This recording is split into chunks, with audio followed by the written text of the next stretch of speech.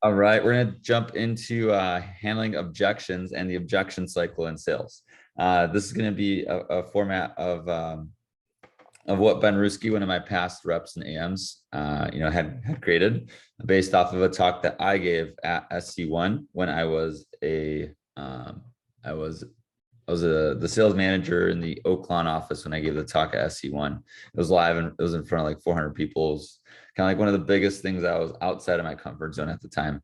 So I'll show you guys those notes right after I go through these slides. So let's first start off with what is the objection cycle. So guys, realize an objection. Let's go through kind of like the first two words here. An objection, I want you to write this in your notes. An objection is simply a request for more information. So just like we like to rewire the word no in your brain, because most people think no is a bad thing, no is a good thing. An objection is not a bad thing. An objection is a good thing. I want you guys to, as soon as you write down an objection is a request for more information, as soon as you wrote that down, I want you to go ahead and put in the chat box as far as an objection. When is the best time to handle an objection? When is the best time to handle an objection? I want you to think about that and just put your answer in the chat. Is it after the objection comes up? Is it as the objection is being said? Do you like stop Miss Jones and say, no, Miss Jones, you're wrong? Is it before it comes up? Is it at the beginning of the demo?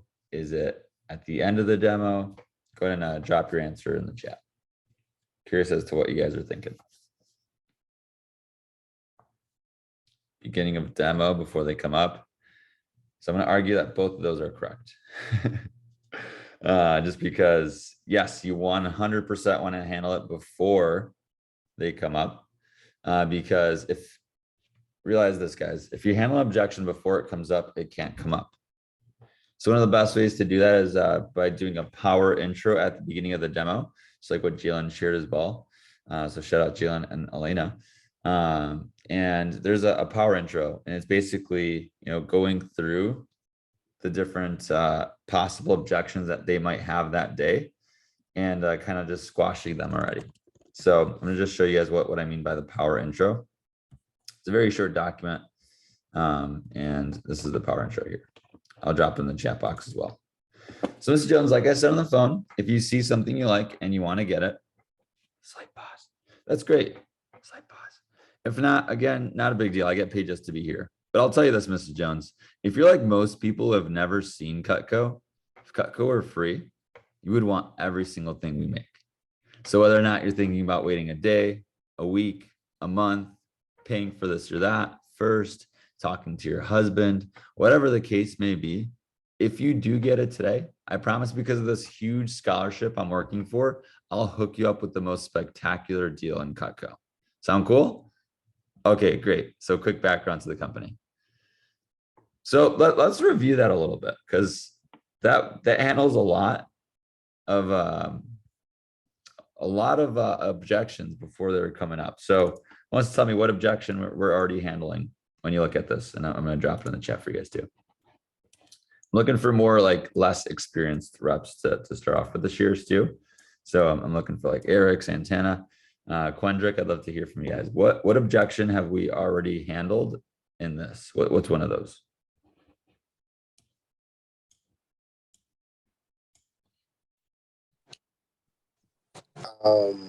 One of the things that you addressed was like the quality of it, like if it were free, everybody would want Cutco. And so you already kind of established the demand and how good the project was. So they can't be like, oh, I don't know. You've already let them know how much they would want it and things like that, along with, again, tying it back into your goals with the scholarship. Nice. Yeah. So we kind of tease them with like, yeah, if Cutco were free, you'd want every single thing we make. And then it goes back to like, yeah, I promise that since I'm working for the scholarship, I'll give you the best deal ever.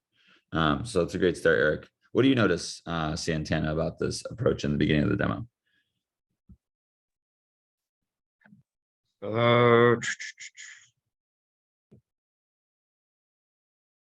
I mean, you also explained to them like the whole scholarship thing. So you're kind of giving them like a sense of urgency when it comes to presenting, I guess, because it's like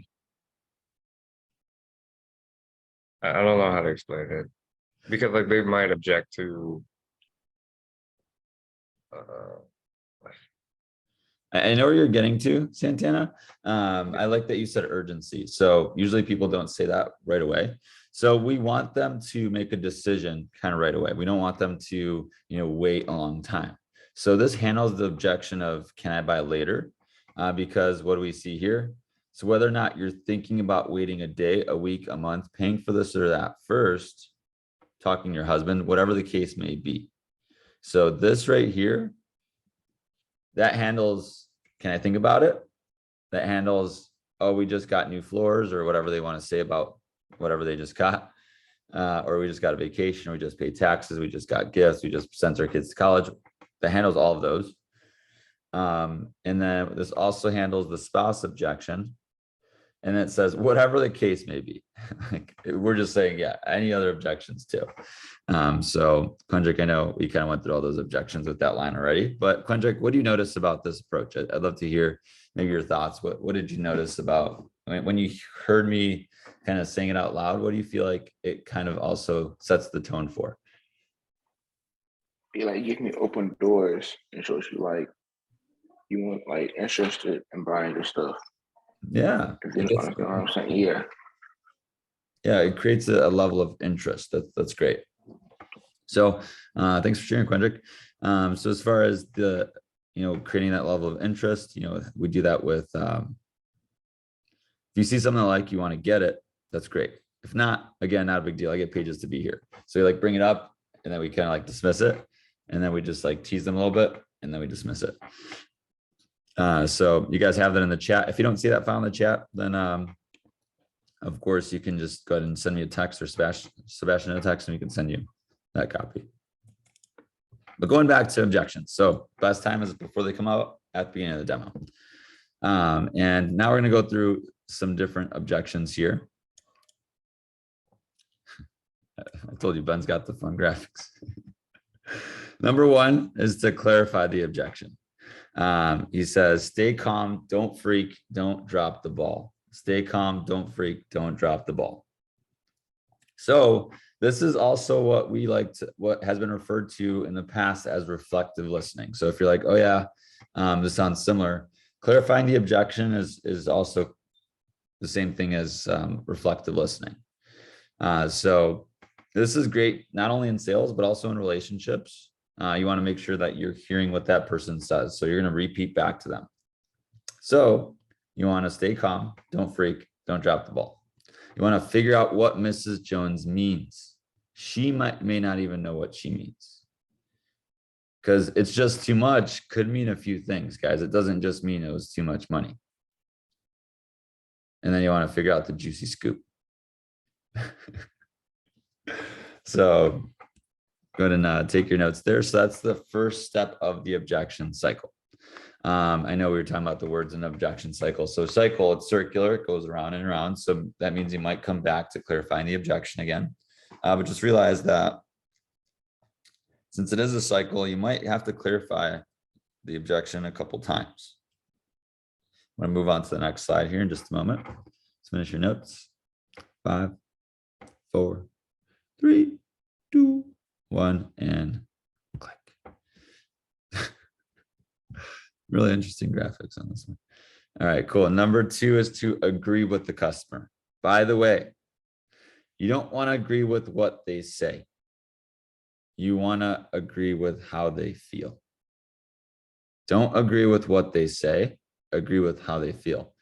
So when I made this with Ben, I was like, Ben, you really got to drive home that this has to be one of the most important steps. So he wrote down, debatably, the most important step. He's goofy. But yeah, you're on her team. You want your customer to know that you're on their team. Because guys, when objections come up, it's like this imaginary wall. And you don't want to go through this wall. You want to go around the wall. So how do we do that?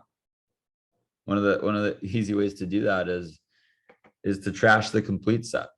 If you're new and you don't know how to sell the complete set, you can trash it, but like, don't like talk badly of it.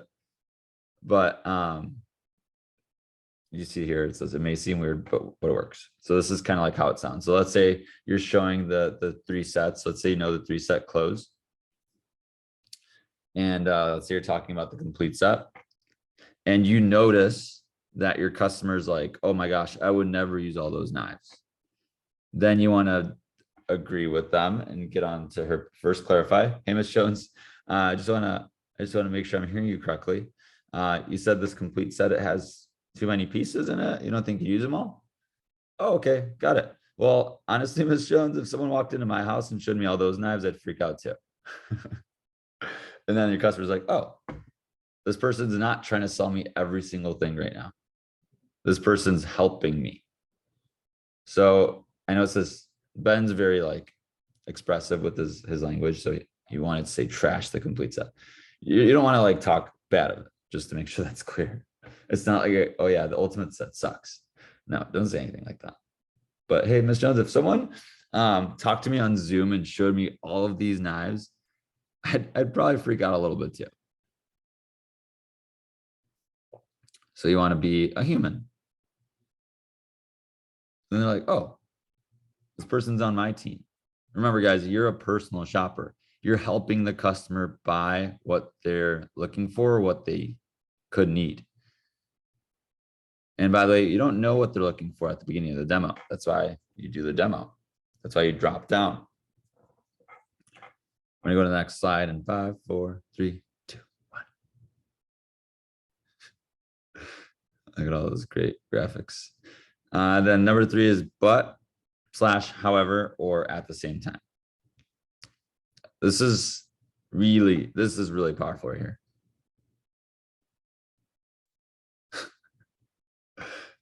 This dinosaur, where did it come from? I don't know. But however, or at the same time. But Mrs. Jones, you like Cutco, right? So first thing we did was we clarified the objection. Second thing we did was we agreed with the customer. Third thing is the going back to the but, however, at the same time. So let's say you trash, or you're just like on the same side when you talk about the complete set. And this is like, let's say you get an objection on price. Let's say you're talking about the signature set.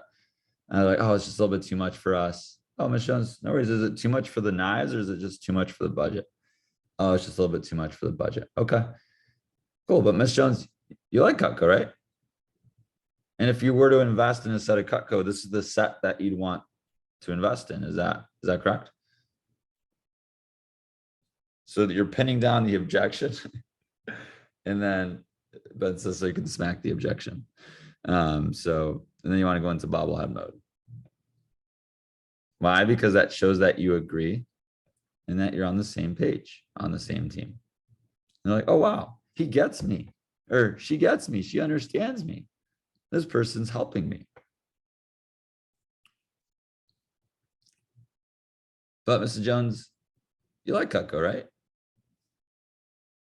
And if you were to invest in a set of Cutco, this is the set that you'd want to have for the next 20, 30, 40 years.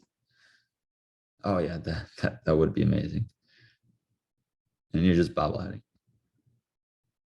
So if you were to invest in this family set, this is the set that you'd want to have for the next 30, 40, 50 years, right? Yeah. And then you go into bobblehead mode. The next slide in about 5 seconds here. And then you want number 4, number 5 to offer a solution and then ask for the order. So those first 3 parts, you guys can all do that like right after this. Number 4 could take a little bit of practice and experience. So this takes like also more confidence. And if you're not exactly at this level yet, you'll get there. But what you want to do now is you want to offer a solution. So first we clarified. Second, we agreed. Third, we did but, however, at the same time. Fourth, we want to offer a solution. because we have our customers saying yes. Because by the way, guys, on this third step, they say yes. So like, this is the set you'd want to get, right? And you got them back to the yes. So it's really important to get them back to the yes because they just told you no. So you want them saying yes again, and now you're offering that solution. So Ms. Jones, if you could fit this set into your budget, or if I could fit this set into your budget, would you be open to considering it? How could they say no to that? Hey, Ms. Jones, if I could fit this set into your budget, would you be open to getting it? Or would you be open to trying it out? If I could fit this set into your budget, would you be open to trying it out for at least, for just those 3 weeks, that trial period? And if you don't like it after that 3 weeks, I'll personally come pick it up and I'll send it back for you. That's what I tell my customers. But if you're doing them on Zoom, don't say that because they might live a little far away. I said, Ms. Jones, if I could fit this set into your budget, would you be open to trying it out for that 15-day trial period? And if you don't like it, I'll pay for the return shipping label for you to send it back.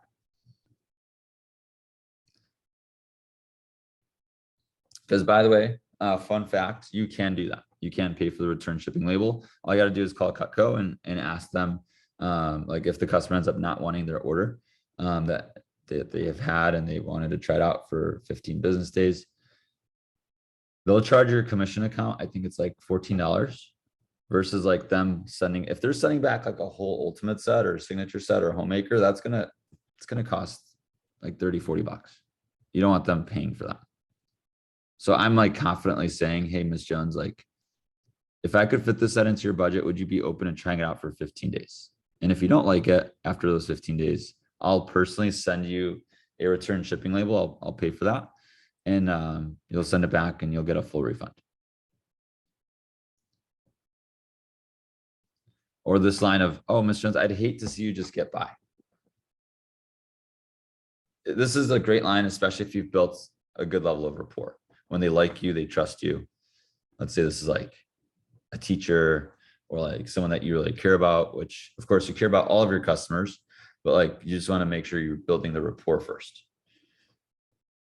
Because then you could say things like, oh, Mr. and Mrs. Keller, like I'd hate for you guys to just get by.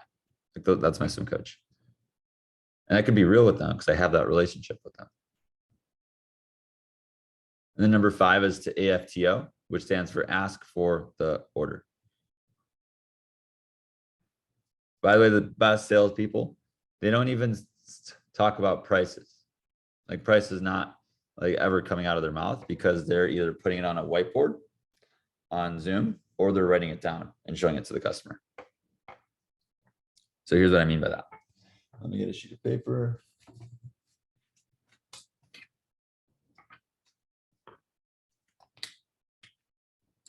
So Ms. Jones, the Homemaker +8 set is only, one sec, I'm just jotting it down, Ms. Jones. It's only this much today. And most people, what they do is they just split it up over 5 months, interest-free. And this is our easy pay option. It's like also, it's like a security deposit where you would just put down this much over 5 months. And you just pay this every 30 days. This already includes shipping and tax. This one only includes shipping. But most people just do it this way. It's a lot easier that way, just like your friend Susie. She got her set on the 5 pay as well. And just know that it's gonna only be this much. So it's kind of like a grocery bill or a phone bill for a family of 5. How's that sound? Notice I didn't even say any prices.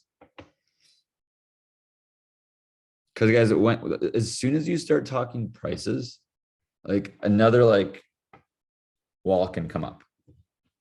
What I mean by another wall can come up is you'll find that like some people have like these stories about money that like have existed in their life since they were kids. Like maybe growing up in their family, like they kept hearing, oh, we don't have money, money's like tight, right? If they heard that a lot growing up, or if you guys heard that a lot growing up, there could be some stories that you got to rewire about money in your life. So I just completely like jump over that hurdle by just not even talking about money. I just show them money. You guys get the difference? Because if you're saying 1419 or 315, that'll go into their ear and their head as like, oh wow, like they're gonna perceive it differently. But when you just show them it, just like what Amazon does, why does Amazon sell so much at whatever prices they want? It's because nobody's telling you the prices. You're just looking at prices. It's the same thing I'm doing. I'm just showing you prices. You want to do it confidently. Ben says, like you're asking out Bay. So if you're asking someone out on a date, you're not going to do it unconfidently. You're going to do it confidently. So how does that sound? Hey, I really want to take you on a, this is a great like dating tip. Let's say some of you are like, looking to get on a date. It's not like, hey, do you want to go on a date with me? That's not gonna work. You gotta say, hey, I want to take you out on a date. Does Friday night or Saturday night work better for you? Saturday night, great. And then, hey, does a steakhouse or an Italian restaurant sound better to you? Steakhouse, awesome. And then can I pick you up at 6 or is 7 better? 7, awesome. I'll see you then. Ben, look, I just noticed that you just put all this money in. All right, I can't afford it. Let's say the objection is I can't afford it. So the issue is budget. What's up, Billy? Good to see you. Billy just went through training, already coming to Rising Star, coming in early. We're going through an objection cycle talk, Billy. So let's say your customer says, I can't afford it. So the issue is budget. And Ben just said, yes, you can afford it. Not like your life depends on it. So if someone, obviously don't say, yes, you can't afford it. I just want to make that clear. That's not going to go super well. That's going to bring up another wall. But how are we going to handle this? Well, let's go through those 5 steps that we just talked about. First step is to clarify the objection. So first step is to clarify. So Ms. Jones, just to make sure I'm hearing you correctly, you like this step, but it's just a little bit too much for your budget. Yeah, exactly. You got it. Or you might not know what too much means. So you want to clarify that. Hey, Ms. Jones, I just want to clarify. Is this set too much for your budget or is it too many pieces? Because I know you said it was too much, but I just want to clarify, like, is this too many pieces for you or is it just too much for the budget? Too much for the budget? Got it. And then, so that was step 1. Remember, we did the clarify. And I'm going to go through the cycle one more time, just for everyone that wasn't able to see all the slides. So again, step 1 is to clarify. You want to figure out what Mrs. Jones means. She may not even know what she means. And then number 2 is to agree. Hey, Ms. Jones, I completely understand how you feel. And if I was in your position, I'd feel the same way too. However, or at the same time, Ms. Jones, you like Cutco, right? And if you're to invest in a set of Cutco, this is the set that you'd use and gain the most value out of for the next 20, 30, 40, 50 years, right? And your bobbleheading. And then you offer the solution. So Ms. Jones, if I could fit this set into your budget, would you be open to trying it out for the next 15 days, risk-free? If you don't like it after 15 days, I'll send you a return shipping label and you could get a full refund. So it's completely risk-free. And then number 5, how does that sound?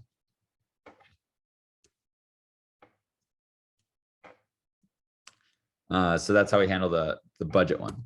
How do we handle the my knives are fine or already get by, or we only use 1 or 2 knives? You guys ever get that? You ever get those objections? Yeah. So you want to start off with a golf and tool analogy. So if you know that like you got Mr. and Mrs. Jones on the call, you can ask Mr. Jones, hey, Mr. Jones, do you ever like to go golfing?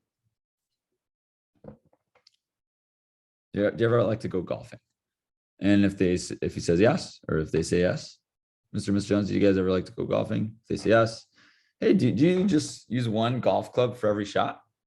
No, that'd be crazy. You've got your putter, you got your 6-iron, your 9-iron, your 12-iron, your driver. You've got all these different clubs. Why do you have all those different clubs? Now I'm asking them to tell me, oh, I need the right tool for the right job. Huh, okay. Interesting. And I'm like getting that really clarified. Or if you're a customer, you can ask let's say you find out that Mr. or Mrs. Jones is like a mechanic. Oh, do you guys only use like one screwdriver at the shop? I'll be like, what? No, that's crazy, Jacob. Do you guys use a hammer to fix cars? No, that doesn't work. You guys have probably like a tool chest, right? Like a tool like box, like on wheels. Yeah. Do you use all those tools every single day? Oh no, we don't use every tool every day. Just use what we need. So you got the right tool for the right job, right? Yeah, Mr. Jones. So you got the right tool for the right job for the garage. They didn't even have to be a mechanic, by the way. You could just ask like, hey, do you guys have a tool chest in your garage? Or do you guys ever like use tools? You can ask it as simply as that. Do you guys ever use tools like in the garage? Do you just have like one screwdriver or one like hammer? Oh no, you have a tool set. Why do you have a whole set? Do you use the whole set every day? And I'm just like really curious. Like, do you guys use the whole set every day? Like, no, we just use what we need whenever we need it. Oh, I was like, yeah, that's just like Cutco too. You have the right tool for the right job. You use whatever tool you need when you need it. Another good line is, let's say you're like seeing them on Zoom and they're in like the kitchen. You can see a microwave. Hey, Ms. Jones, I noticed that you guys have a microwave. Can I ask you why you bought that microwave? You guys know why people buy microwaves? What would you say to that question? Who wants to share? Why do people buy microwaves? John, I haven't Makes heard. life easier. Oh. Oh, sorry. Carlos, if you're gonna talk, get on video. Sorry. He's like, I gotta run and answer this one. Makes life easier. Yes. So, guys, what does Cutco do?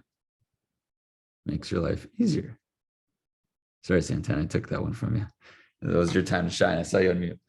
But guys, Cutco also makes your life easier. Why? Because it'll make you, microwave warms things up faster. A good set of knives will help you prepare a meal faster too. Will help you make food faster too. So that's just like the issue, by the way. Like I just want you guys to boil these down. Like I can't afford it. The issue boils down to budget. My knives are fine. I already get by. I only use one or two knives. The issue is value.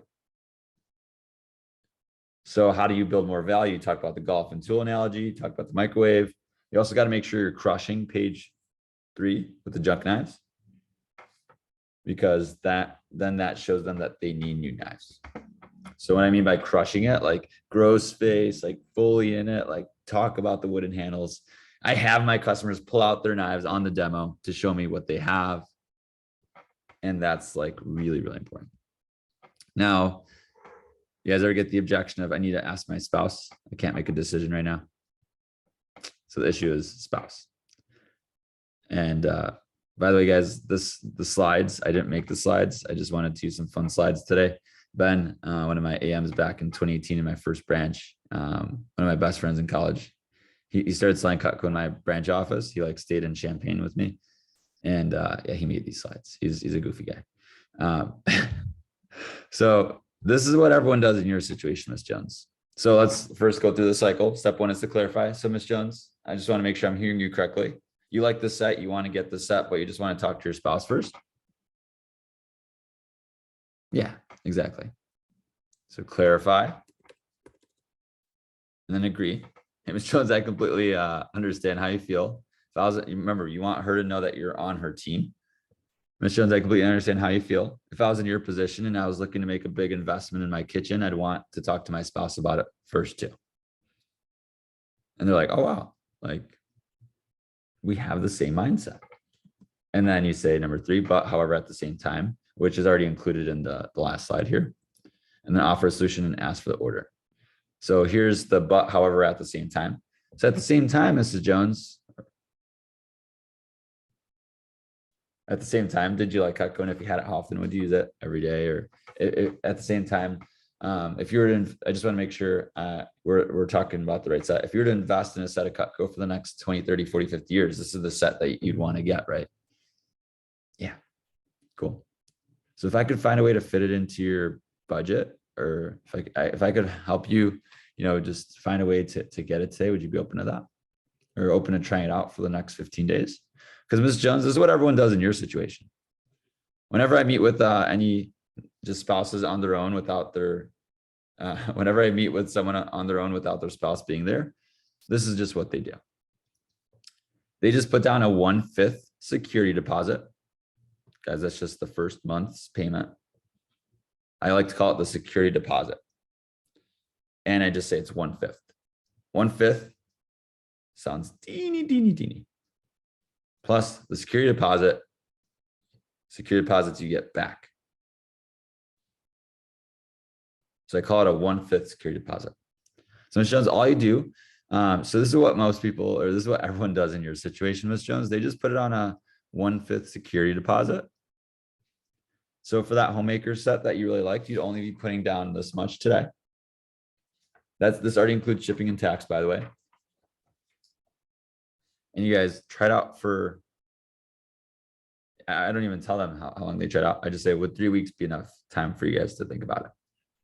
Oh yeah, I think we could definitely make a decision if after a week. Well, hey, I'll give you guys 3 weeks. If you guys don't love it after 3 weeks, if you live close to them, I say, I'll personally come by and pick it up and I'll send it back for you. Or if they do live far away, you say, would 3 weeks be enough time to think? They'll say, oh yeah, that should be plenty. Great. So if after 3 weeks, you guys decide that you don't want the set or anything like that, what I'll do is I'll personally buy you a return shipping label so that you could send it back and get a full refund of your security deposit. How does that sound? And that bobblehead mode. The Cutco smile on that. And then Ms. Jones at this point, or Mr. Jones at this point, is just like, wow, like that makes sense. Objections, when you handle an objection well, it just makes sense. And write that one down. If you handle an objection well, when you're experienced at handling objections, your customer is just thinking in their head, that just makes sense.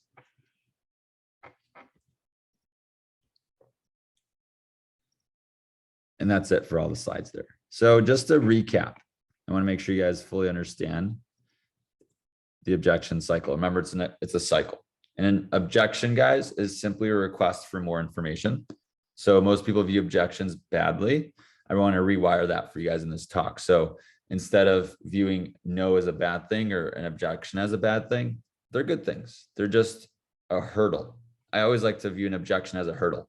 For those of you that like maybe ran track and field, like it's just a hurdle. Do you like stop in front of the hurdle and just like turn around? No. Santana, you freaking fly over that hurdle. He's like, yeah, that's right. So you fly over that hurdle. Why? Because you know exactly how to handle the objection. Number one, you clarify. Number two, you agree. Number three, you say but, however, or at the same time. Number four, you offer a solution. Or you can just call your manager. We also offer great solutions. And then number five, you ask for the order. And the best way to ask for the order is with confidence. And I don't even say any prices out loud. I say, oh, yeah, Ms. Jones, the Homemaker Plus 8 set is only, I say, one sec, let me write it down for you. And I got them on the edge of their seat. They're like, it's like a cliffhanger. They're like, oh my gosh, like, how much is it? I'm like, one sec. And I'm like taking my time. I'm like, write it down, drink some water. Shows a Homemaker Plus 8 set is only this much paid in full. But most of our customers, what they do is they just split it up over 5 months, interest free. And that would only be this much today. By the way, this price right here already includes shipping and tax. This price includes shipping. But most people just split up over 5 months. That's what your friend Susie did when she got her set. That's what your sister Celine did when she got her set. People just do that. They just like this. It's just really easy. Most things are on payment plans anyway. And this one's interest free. People love that ours is interest free. So how does that sound? You got to be confident. Like you're asking someone out on a date. You can't say, so do you want to get it? No, it's like, hey, how's that sound? Because when you're confident, they're confident. And one last thing I'll say, guys, is if you ever had someone like freak out about the price or anything like that, it's probably because you're freaking out about the price. It's probably because you think Cutco is expensive. I want you to write this down. My customer's reaction to price is going to be equal to my reaction to price. My customer's reaction to price is equal to my customer's reaction to price. Guys, the homemaker could be $24.19. We'd still sell them a ton.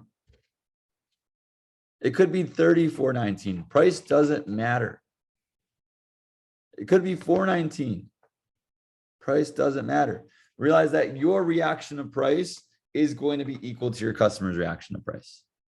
So if you want to sell more, you got to be confident about the price. Guys, Cutco's a great deal. And if you don't think so, like, go shopping for high quality knives online. Go look up Wusthof Icon Blackwood. Go look up Shunkaji. Because guys, we outperform all of those brands and we have a forever guarantee. It's all about the value. So price, this is arbitrary. This is just like, this is how we make transactions. Just price. So just like get over that and realize that Cutco's a great deal. People love it. People buy it all the time. That's the reason why CSPs sell $1 million a year, our top CSPs. That's just one person, by the way. They sold $1 million. What's stopping you from selling $1 million? You just got to build up your skill set. So thanks for joining us today for the objection cycle talk. I'm going to pause, or I'm going to end the recording now, and we'll go through some takeaways, and I want to see what you guys are picking up.